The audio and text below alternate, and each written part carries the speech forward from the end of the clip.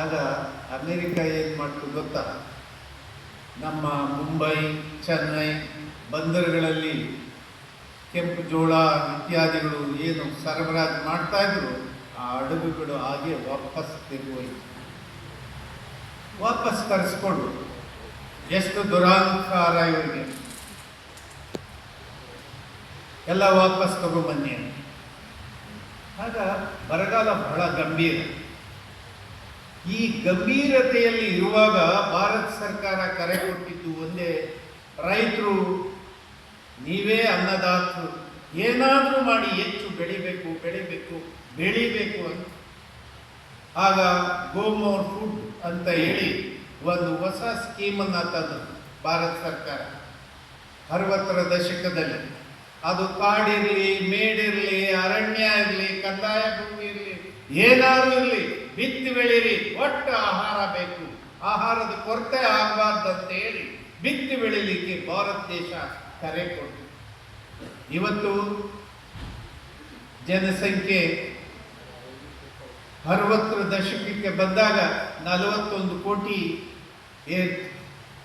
ಇವತ್ತು 143 ಕೋಟಿಗೆ ಕಾಲಿಟ್ಟಿದೆ. ಇವತ್ತು ಆಹಾರದ ಕೊರತೆ ಇಲ್ಲ.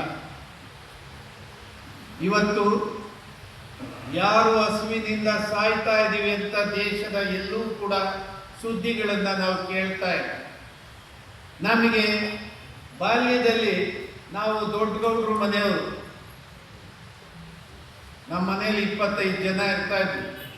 ಆದರೆ ನಾವು ಸ್ಕೂಲಿಗೆ ಹೋಗ್ಬೇಕಾದ್ರೆ ನಮ್ಮವ್ವ ಈ ಕುಂಡಿ ಮ್ಯಾಗ ಚಡ್ಡಿಯನ್ನ ಹೊಲಿದು ಕೊಡೋರು ಸೂಜಿದಾರದ. ಪರಿಸ್ಥಿತಿ ಹಂಗೆ ಇತ್ತು ಇಡೀ ದೇಶ. ಆ ಪರಿಸ್ಥಿತಿಯನ್ನ ನಾವು ಹಿಂತಿರುಗಿ ನೋಡೋದು, ನಮಗೆ ಅದರ ಪರಿಚಯ ಇದೆ. ಇಲ್ಲಿ ಅನೇಕ ಜನ ನಮಗಿಂತ ಚಿಕ್ಕ ವಯಸ್ಸಿನವರಿಗೆ ಗೊತ್ತೇ ಇಲ್ಲ. ಇವತ್ತು ಯಾರು ಕೂಡ ಹರಿದಿರೋ ಬಟ್ಟೆಯನ್ನ ಸೂಜಿ ದಾರದಲ್ಲಿ ಹೊಲ್ಕೊಂಡು ಇಟ್ಕೊಂತೀರ? ನೋಡ್ತಾ ಇದ್ದೀರಿ ಎಲ್ಲಾರ? ಹರಿದಿರೋ ಬಟ್ಟೆಯನ್ನ ಇಟ್ಕೊಳ್ಳೋದು ನೋಡ್ತಾ ಇದ್ದೀರಾ? ಇಲ್ಲ. ಇವತ್ತು ಫ್ಯಾಷನ್ ಬಂದಿದೆ, ಪ್ಯಾಂಟ್ನ ಹರ್ಕೊಂಡು ಇಟ್ಕೊಳ್ಳೋ ಫ್ಯಾಷನ್ ಈಗ ಬಂದಿದೆ, ಅವತ್ತಿರ್ಲಿಲ್ಲ. ಯಾಕೆ ಈ ಉದಾಹರಣೆ ಕೊಟ್ಟು ಹೇಳ್ತಾ ಇದ್ದೀನಿ ಅಂದ್ರೆ, ನಾನು ನಿನ್ನೆ ಇಲ್ಲಿ ಶಿವಮೊಗ್ಗದಲ್ಲಿ ಒಂದು ಪತ್ರಿಕಾಗೋಷ್ಠಿಯನ್ನ ಮಾಡಿದೆ.